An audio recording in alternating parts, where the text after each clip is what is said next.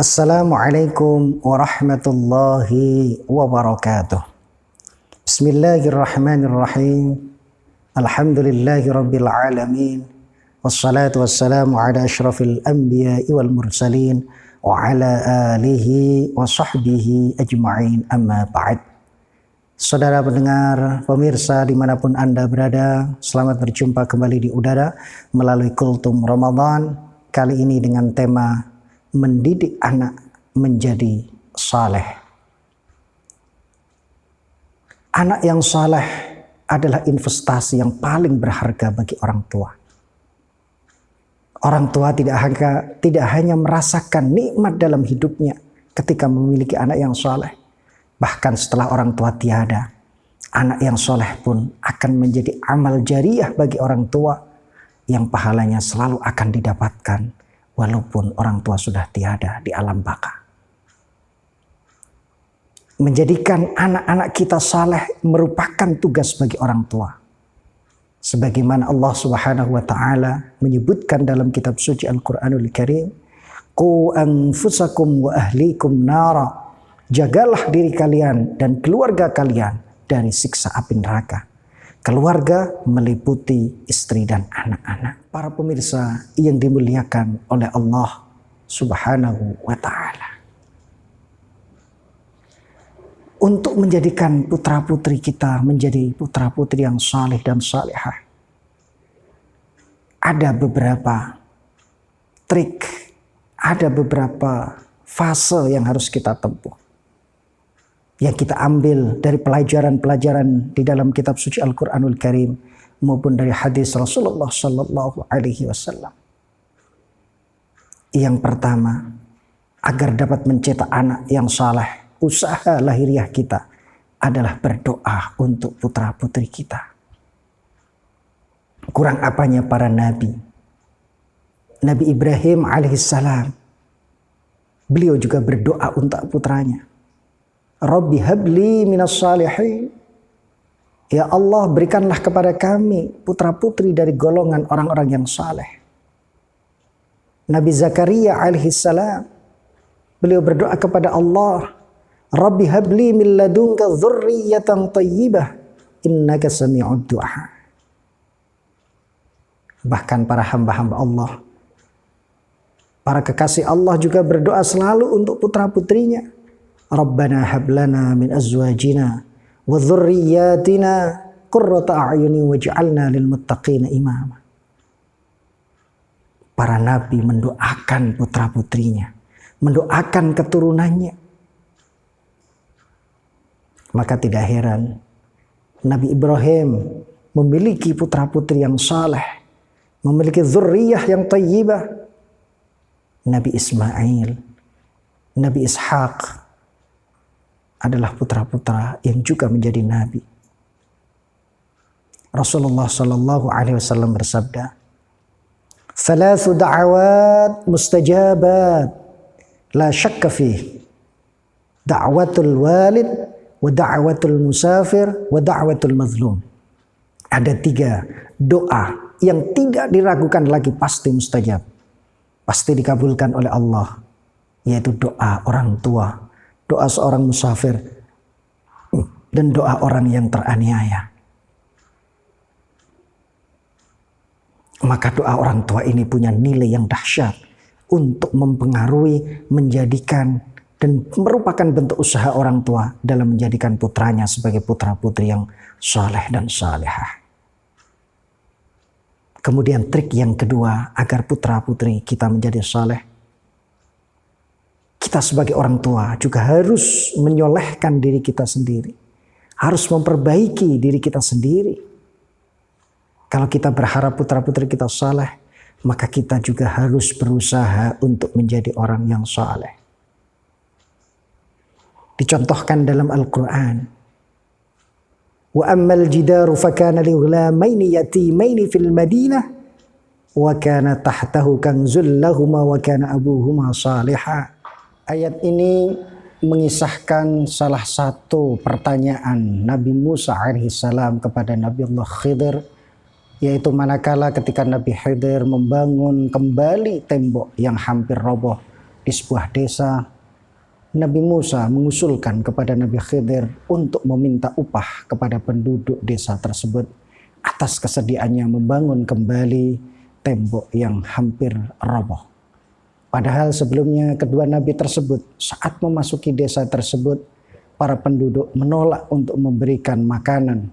Penduduk tersebut tidak mau memberikan suguhan kepada kedua nabi tersebut. Dalam tafsir Ibnu Katsir disebutkan bahwa kedua anak itu dijaga oleh Allah Subhanahu wa taala karena kesalehan orang tuanya.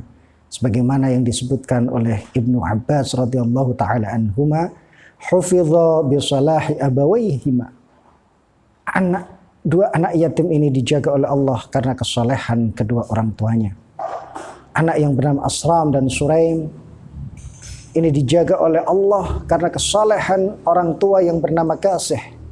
Dan Kasih ini adalah minal atqiya, termasuk orang-orang saleh yang bertakwa kepada Allah Subhanahu wa taala. Antara anak yatim dan orang tua yang saleh itu selisih 7 generasi leluhur. Jadi yang dimaksud orang tua pada ayat tersebut adalah kakek pada urutan generasi ke-7 dari anak yatim tersebut. Bukan orang tuanya langsung yang melahirkan kedua anak tersebut. Ayat tersebut juga menunjukkan bahwa seorang yang saleh akan dijaga keturunannya dan keberkahan ibadahnya akan meliputi mereka di dunia dan di akhirat. Dalam kitab Hadiqatul Aulia disebutkan, bila ketakwaan kakek yang ke-7 saja dapat memberikan kemanfaatan kepada keturunannya yang ke-7, lalu bagaimana dengan ketakwaan dan kesalehan orang tua langsung, orang tua kandung yang melahirkan? Pohon yang baik pasti akan berbuah baik pula. Oleh karena itu, kesalehan orang tua sangat-sangat mempengaruhi kesalehan anaknya. Marilah kita berusaha menjadi orang yang saleh dengan harapan kesalehan kita akan berbuah kepada anak kita juga. Mereka menjadi orang-orang yang saleh, yang dicintai oleh Allah dan mencintai Allah Subhanahu wa taala. Kemudian Sa'id bin Musayyib juga pernah mengatakan, la azidanna fi salati min ajlik. Sungguh aku akan terus melakukan salat demi engkau wahai putraku. Jadi anak-anak yang saleh harus kita usahakan dengan cara menyolehkan diri kita. Kita hadiahi juga dengan amalan-amalan soleh kita. Kita tambah sedekah kita agar putra-putra kita menjadi soleh. Kita tambah puasa sunnah kita. Kita tambah tahajud kita. Kita tambah amalan-amalan kebaikan kita. Dengan harapan putra-putri kita menjadi putra-putri yang soleh. Ini cara yang kedua. Yang pertama tadi adalah kita berdoa agar putra-putri kita menjadi anak yang saleh dan salihah. Yang kedua, kita perbaiki diri kita dengan amalan-amalan yang saleh agar putra-putri kita juga menjadi orang-orang yang saleh. Kemudian yang ketiga, yang tidak kalah pentingnya adalah pendidikan akhlak, akhlakul karimah, pendidikan adab, budi pekerti dari sejak usia dini. Bahkan Rasulullah Sallallahu Alaihi Wasallam mengajarkan, muru auladakum bis salah, wahum abna'u sab'i sinin, wadribuhum 'alaiha wahum abna'u 10 sinin, wafarriqu bainahum fil madaji. Perintahkan kepada putra-putrimu untuk menunaikan salat pada saat mereka sudah berusia 7 tahun. Dan ketika mereka berusia 10 tahun, perintahkan kepada mereka untuk salat. Dan jika mereka masih enggan mengerjakan, silahkan pukul putra-putrimu dengan pukulan yang tidak menyakitkan. Dan pisahlah mereka dalam tempat tidurnya. Ini merupakan pendidikan karakter yang harus dibina sejak usia dini. Yang harus ditempa kepada setiap putra-putri. baik itu masalah akidah, syariah, dan yang tidak kalah pentingnya adalah masalah akhlakul karimah. Saudara pemirsa yang budiman, pada suatu ketika Rasulullah SAW sedang mengajar para sahabatnya. Datanglah cucu tercintanya Sayyidina Hasan dan Husain, kemudian langsung naik ke pundak beliau. Begitu Sayyidina Ali sebagai abahnya, bapak daripada Sayyidina Hasan dan Husain datang, maka Sayyidina Ali pun menyuruh putranya untuk turun dari pundak kakeknya. Dan beliau memerintahkan dengan keras, bahkan sambil memukul pelan-pelan. Dan Sayyidina Ali mengatakan, al-adabu khairun lakuma. Berbudi pekerti lebih baik untuk kalian berdua. Ini prinsip Sayyidina Ali yang menganggap ketika putra-putranya naik ke pundak Rasulullah dianggap kurang sopan.